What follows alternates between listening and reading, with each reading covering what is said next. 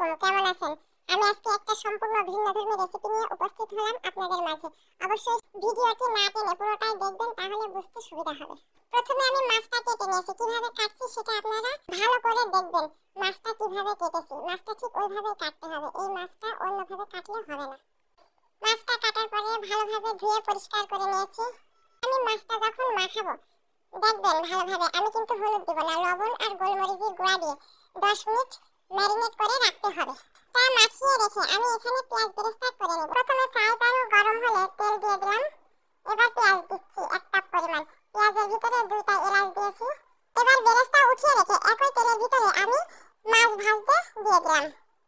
মাছগুলো ভাজা হয়ে গেলে আমি উঠিয়ে রাখছি। মাছ ভাজা তেলের মধ্যে আমি কিউব করে আলু কেটে রেখেছিলাম, ওইটা দিয়ে দিচ্ছি।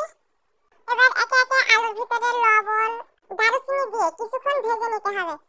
ভেজে নেওয়ার পরে আমি 3টা বড় বড় পেঁয়াজ নিয়েছি। পেঁয়াজ বাটা, 3 কোয়া রসুন বাটা, জিরা বাটা, আদা বাটা, নারকেল বাটা দিয়ে কিছু পরিমাণ নারকেলের দুধ দিয়ে দিয়েছি কষানোর জন্য। এবার কিছুক্ষণ নাড়ার পরে ঢাকনা দিয়ে ঢেকে দিতে হবে।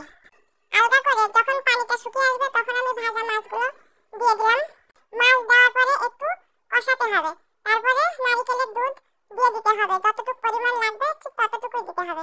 আবার একটু ভালো করে নেড়ে মিশানোর পরে ঢাকনা দিয়ে ঢেকে দিতে হবে। 5 মিনিট পরে আবার ঢাকনা আলাদা করে দেখতে হবে। আমি এবার পরিমাণ মতো চিনি দিয়ে দেবো, যে যতটুকু পরিমাণ মিষ্টি খাবেন, কিন্তু বেশি না, স্বাদ মতো। আমি এদিকে 4টা শুকনো মরিচ অল্প একটু মুখ চিরে বীজ বের করে রেখেছিলাম, সেটাও দিয়ে দিচ্ছি।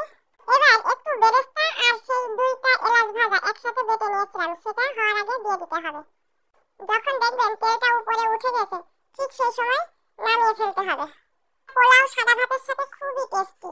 আপনারা মিস করবেন না, নতুন খাবারটা অবশ্যই ট্রাই করবেন।